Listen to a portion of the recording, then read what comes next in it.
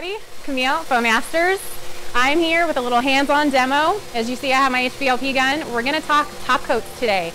Top coats are really important to practically everything that we do. You got to protect that finish. So I want to show you one of our products, AquaGard, and so I'm going to be spraying it. Just a little quick demo in here, so follow me. I have a few things going on in here just to show you. This is a raw oak door. I also have some pre-painted styrene in black and also some white. And I'm going to be running through all the different sheens that we have in the AquaGard, as well as all of our top coat finishes, all of our clear coats, which is dull, satin, and gloss. So I'm just going to do a quick demo. I already have my gun ready to go. It's been thinned about 20–25% with water, ready for spray. I have my HPLP ready to go. You always want to prime the pump, and for those out there that do spray, you know I should be wearing a mask. I don't know if you hear the air going on, but I would normally be wearing a mask, but I can't talk to you so well if I do that, so I'm gonna wing it without it. All right, so what I'm gonna do is just start spraying the door, and usually what I do is I start with the edges first, all the way around. You want to start and stop consistently, evenly from start to finish. You want to make sure you have enough room with your hose. And the reason I'm doing it, or I'm going to switch, the reason I'm doing it over the raw wood is just to show you how this can quickly protect any raw wood finishes. Now the next thing is, you see this has decorative molding in here. I'm going to start in there.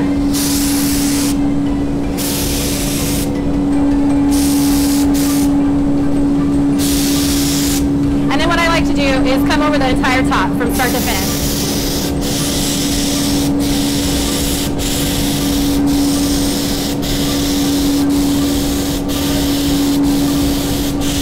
Now, depending on how even that coat was, I might even just dust real quick to go back and forth like this, but that's not always necessary.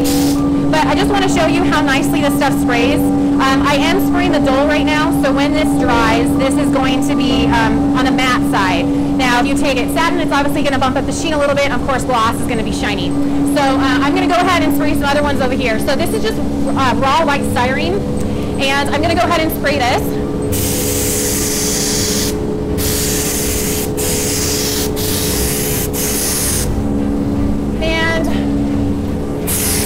See with the white, but we'll see what happens when it dries. And then I have let me put this up. I have black work that'll spray the eyes. Let's do this. I only have 2 hands, so let's just make it work. Now, typically when I'm going to spray, I would have a soft brush in here to get off all the dust. I'm going to cheat right now and just use my little shirt. This is just for the demo. If I was on a job, I'd want this to be pristine, no dust, so you really want to control that when you're spraying. I probably still have some fingerprints in there, but oh well. And I'm going to go ahead, and you're going to see it show up a little bit more on the black. When you see it turn blue like that, that's because of the acrylic. This is an acrylic top coat. So you'll see how it turns blue, and then it's going to clear out.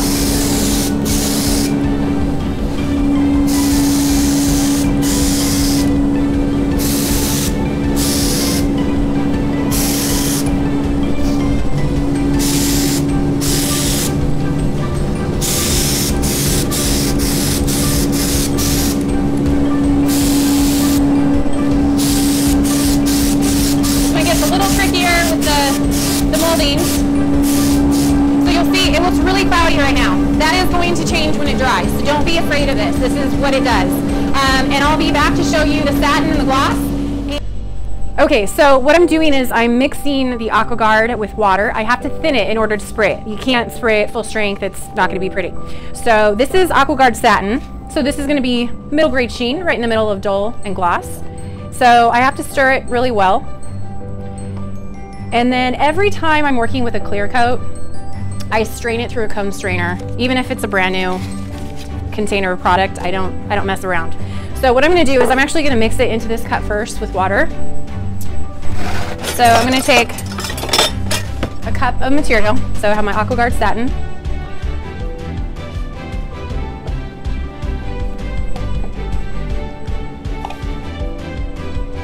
Then, so you can see this is a consistency full strength. Then I'm going to take a 1/4 cup of water. Let me do this. So anywhere between 20 and 25% water is just fine. Then I'm gonna stir this really well.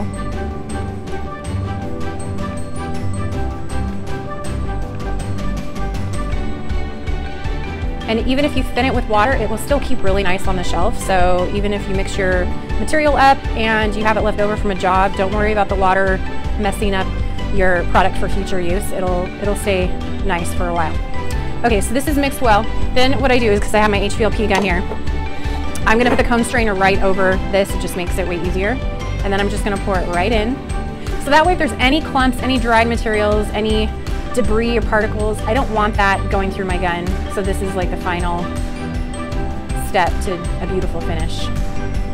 Okay. Now once it's strained, I can get rid of that.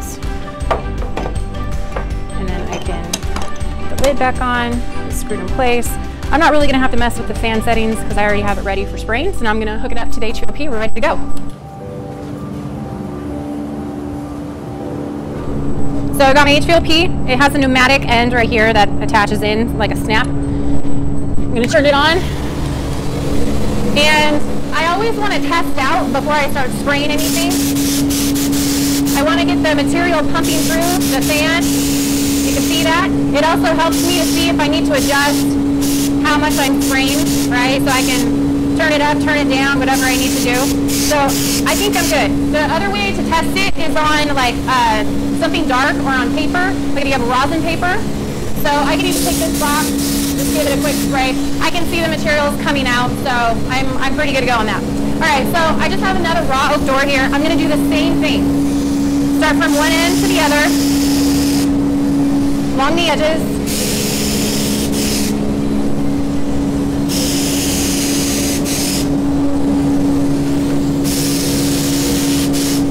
Then I'm gonna get in here.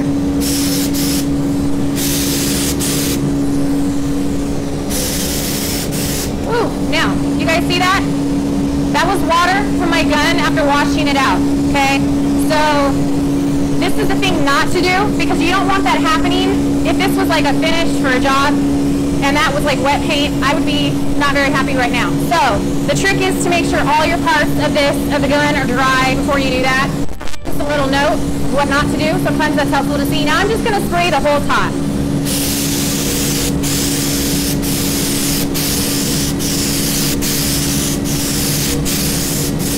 And again, if I want to come back real quick and hit it this way, just to give it a good once over. And this will have a nice even coat. I'm going to go ahead and spray a black door.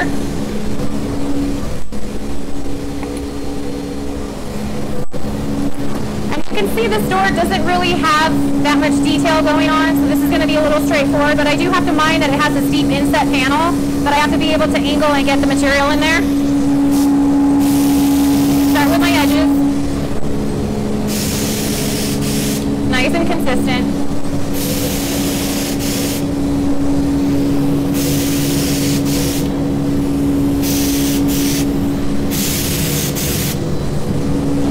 I'm going to switch this way.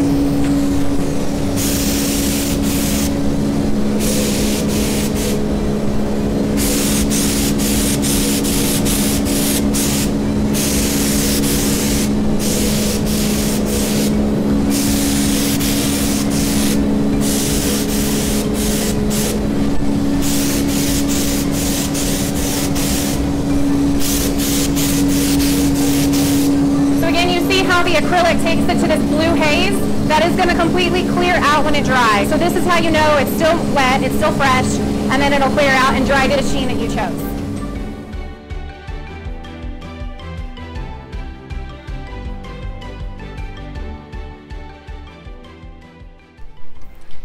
All right, so earlier I was demoing spraying the AquaGard with the HVLP gun, show you how you can spray it. But it can also be applied by either a brush or rolling it as well. I have my samples dry now, so I wanted to be able to show you the sheen. The one that I'm holding right here is the gloss, so it's going to have the highest sheen out of all of them. And then right next to this, just as a comparison, this is the Satin. This is probably the most popular sheen just because it's just everyone's favorite. It's like right in the middle, but you can see the difference. But the reason why gloss is really important and the reason that AquaGard gloss is really important is there's something that we do with it called an isolation layer, especially in furniture. So when we are applying multiple glaze layers on a piece of furniture, let's say a painted finish with a glaze that's going to make it look like a wood finish, each glaze layer has to be protected, because what happens is that if it's dry to the touch and then you go to put a new glaze layer on, you can actually burn a hole right through your previous work, and that is just no fun to mess with. So instead, just isolate with one layer, either spray, roll, brush, however you want to do it, with the AquaGard gloss. And the reason we use gloss for the isolation coat is because it doesn't have any of the flattening agents in it. So the thing that makes it less shiny are flattening agents. What happens is, especially over dark colors, is those flattening agents can collect and they can take the vibrancy and the life out of your finish. So it's just much easier to do gloss. And then in your final top coat, your final clear coat, you can do whatever sheen you want, if it's satin or dull or whatever you'd like. So the other thing is AquaGard. It also comes in UV. So there's AquaGard and there's AquaGard UV. So if you're working exterior, you need some extra UV protection against the elements, that's a great choice as well. It flows really well. This is a non-yellowing clear coat.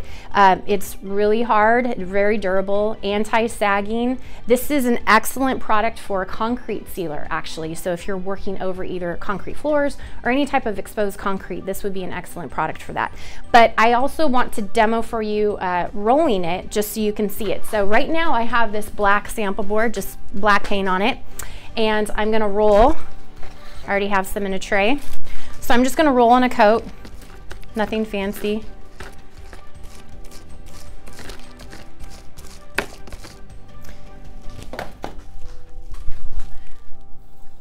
So you'll see it does have this blue acrylic sheen to it. This is completely normal. And don't worry so much about the bubbles, because those will fade out when you're done. But this is just, if you're working, let's say, on a mural or some decorative element on a wall finish where you need to just protect that layer, you can just roll a quick coat of this and keep moving on. So this is excellent.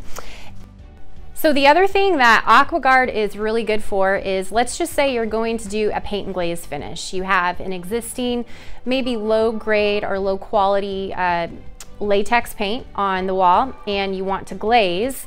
What you can do is roll a coat of AquaGard right over that, and it's going to give you more workability for your glaze, more open time. So this is an excellent option that if you need to keep the existing color that's on the base and you don't really want to, you know, add a step and adding another color, you can just roll AquaGard on it and keep moving along. The other thing is, I want to go back to the sheens that I demoed in the spray, which I did on raw oak. You can see here, I'll kind of go through them here. But I have one in gloss, and this is only one coat, so it might not show the best version of this, but you can kind of see it. So this is a gloss. This is a really hard product, so excellent for furniture. And this is a satin, so you can see it's right in the middle, and then the dull, which is like very low sheen.